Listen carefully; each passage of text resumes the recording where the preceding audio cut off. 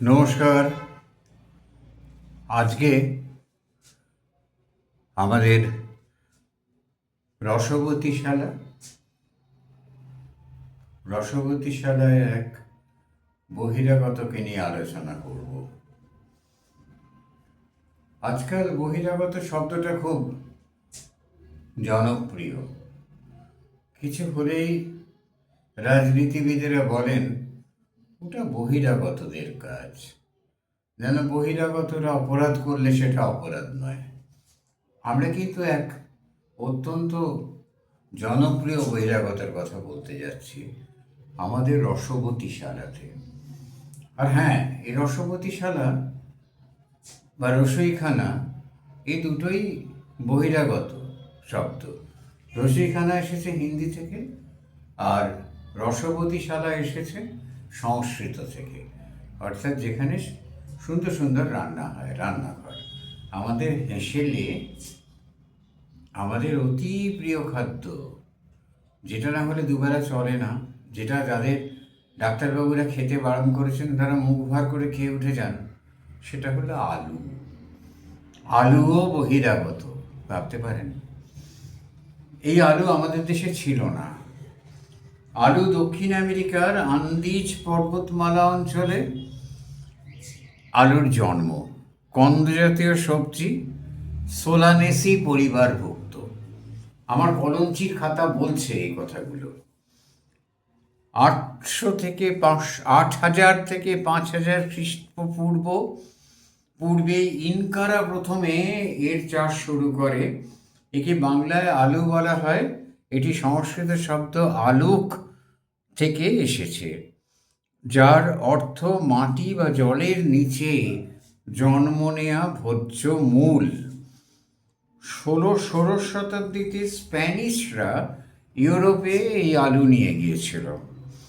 তারপর সপ্তদশ শতকের শুরুর দিকে পর্তুগিজেরা যখন ভারত আক্রমণ করে, আক্রমণই বলবো, ভারত পরাধীন হয়েছিল মশলার জন্য, গোলমরিচের জন্য। ভারত যখন আক্রমণ করে পর্তুগিজ নাবিকেরা তথা দস্যু নাবিক এবং বা জলদস্যুরা, ওরা সঙ্গে করে আলু নিয়ে আসে। ইউরোপে প্রথম এটি শৌখিন বা অদ্ভুত খাদ্যবস্তু বলে প্রচলিত ছিল। পরে এটি প্রধান খাদ্যশস্যে পরিণত হয়। এসব কথা ভাবা যায়? আলুর উপর ইউরোপের মানুষের নির্ভরতা এত বেড়ে গিয়েছিল যে ভাবলে শুনলে অবাক হয়ে যাবেন। 1845 থেকে 1849 আলুর ফলন কম হওয়ায় আলুর জন্য দুর্ভিক্ষ হয়েছিল। ব্রিটিশ আমলে আলুর জন্য দুর্ভিক্ষ ঘটেছিল, আইরিশ দুর্ভিক্ষ বলা হয়। ব্রিটিশ আমলে এর চাষ বাণিজ্যিকভাবে প্রচলিত হয়।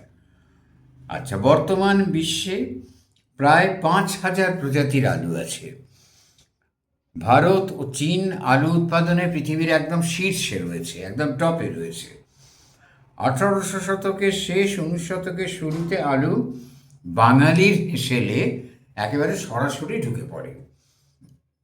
প্রথমে বাংলার মানুষ আলু সম্পর্কে দ্বিধাবোধ করত। এটা সব জায়গাতেই নেচার, প্রথমে নতুন জিনিস কেউ নিতে চায় না, পরে নিতে আরম্ভ করেছিল। দ্বিধা থাকলেও পরে আলুকে মেনে নিয়ে মনে প্রাণে গ্রহণ করি আমরা। আর এই আলু বিদেশি সবজি, তবু আমাদের রান্নাঘরে একেবারে অপরিহার্য হয়ে গেছে। নবাব ওয়াজেদ আলী 1950 সালে তার বিরিয়ানিতে অত মাংস খরচ পোষাতে না পারার জন্য বিরিয়ানিতে আলু দেওয়া শুরু করেন, আলু প্রবেশ করে। আমাদের দেশে পর্তুগিজদের কল্যাণে প্রথমে গোয়া এবং সুরাটে, মূলত ভারতের পশ্চিম উপকূলে আলুর খাওয়া শুরু হয়। ইস্ট ইন্ডিয়া কোম্পানির আমলে আলু বাংলায়, এই আলু আস্তে আস্তে বাংলায় আসে এবং উত্তর ভারতের পার্বত্য অঞ্চলে বাণিজ্যিকভাবে আলুর চাষ ছড়িয়ে পড়ে। বাংলার ক্ষেত্রে আলু প্রথমে কলকাতায়, বাংলায় তো যা কিছু হয়, কলকাতা একটা কলকাতাই। এখনও কলকাতার অনেক দুর্নাম। কলকাতার সে কলকাতা নেই, সে তিলোত্তমা কলকাতা হলো না। কলকাতা দেখি সে বাদ দিন। তো কলকাতা তো সেই কলকাতায় রয়ে গেছে, কিন্তু কলকাতাতে তবু এখনও কলকাতা কলকাতাই, এবং কলকাতাতে অনেক জিনিসই, সমস্ত জিনিসের সেই কবে আমরা যখন ছাপাখানা এসেছিল, যত কিছু নূতনের জন্ম তুমি বলে কবিতা লিখেছিলেন কবিরা, তা সে কলকাতা নতুনের জন্ম হিসেবে এখনও থেকে গেছে। প্রথমে কলকাতায় ইস্ট ইন্ডিয়া কোম্পানির আলুরকে ফেমাস করার জন্য, আলু যাতে লোকে খায়, বিনা পয়সায় বীজ বিতরণ করত। পর্তুগিজেরা আলু এদেশে আনলেও ইংরেজরা আলুকে জনপ্রিয় করে। 1820 সালে একটু আগে পরে কলকাতার আলিপুরে এগ্রি হর্টিকালচার সোসাইটির প্রতিষ্ঠার পর সেখানে মূলত ইউরোপিয়ানদের জন্য আলু পাওয়া যেত। এই 1800 শতাব্দীতে ইস্ট ইন্ডিয়ার সাধারণ মানুষের জন্য নিউ মার্কেটে প্রথম আলু বিক্রি শুরু করে। তারপর নিউ মার্কেট থেকে শ্যামবাজার, হাতিবাগান এইগুলো ছড়িয়ে পড়ে। অনুমান করে বলতে পারি নিউ মার্কেটের পরে দ্বিতীয় আলু যদি কোথাও পাওয়া গিয়ে থাকে তো সেটা হাতিবাগান অথবা শ্যামবাজার। তারপরে ধীরে ধীরে অন্যান্য বাজারে ছড়িয়েছে। আলু বাইরে থেকে আমাদের দেশে এসেছে পাণ্ডবদের অজ্ঞাত, কিন্তু পাণ্ডবদের তবু একটা জিনিস জানুন যে পাণ্ডবরা যখন অজ্ঞাতবাস করেছিলেন, দ্রৌপদী বারাহি কন্দ খাওয়ার সঙ্গে আলু জাতীয় কন্দের সবজির মিল পাওয়া যায়। বারাহি, এটা কি বরাহ থেকে কথাটা এসছে? বারাহি কাণ্ড কি কচু? শুয়োরে কচু, বরাহ তো খুব কচু খায়, তা বারাহি কাণ্ড সেখান থেকেও আসতে পারে। দ্রৌপদী সবজি দিয়ে ফুচকা বানাতেন, এরম একটা শোনা যায়। পোটাটো শব্দটা স্প্যানিশ শব্দ পাটাটা থেকে এসছে, যা ক্যারিবীয় অঞ্চলের তাইনো ভাষায় বাটাটা বলে পরিচিত ছিল। বাটাটা। ইনকা সভ্যতার লোকেরা আলুর সঙ্গে গভীর আধ্যাত্মিক এবং দৈব সম্পর্ক রাখত। তারা আলুর উৎপাদনকে দেবীর আশীর্বাদ ভাবত। ভাবুন, আলু কাল থেকে বাজারে যাবেন, আলু কিনবেন, অত্যন্ত শ্রদ্ধার সঙ্গে আলু কিনবেন। ও হে নতুন আলু কত করে, এরম নয়, অত্যন্ত শ্রদ্ধার সঙ্গে। আচ্ছা, আলুকে দেবীর আশীর্বাদ বলা হতো এবং ফসলের আত্মা আছে তারা বিশ্বাস করতো, তা তো আছেই, প্রাণ তো আছে, এবং যাকে কোনোভাবে তারা পুজো করত। এবং পেরুর টিটিকাকা হ্রদ অঞ্চলে তীরে 1000 বছর ধরে চলে আসা একটা প্রথা আছে, মৃত দেহের কফিনের সঙ্গে আলুও মাটিতে পুঁতে দেওয়া হতো কবরে, আর এখনও আলু পুঁতে দেওয়া হয়। আলুর দেবী, তার নাম আকসে মামা, আলুর আত্মা আছে, এটা ইনকাদের বিশ্বাস।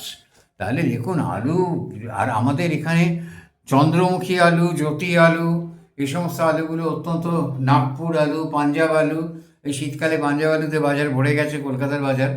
আমরা অবশ্য এখন কার্যকরীকে সাঁইথিয়ার বাসিন্দা, এখানকার লোকেরা চন্দ্রমুখী আলু, জ্যোতি আলু পাওয়া যায় না, তার নতুন আলু যেটা পাওয়া যায় সেটা খারাপ না।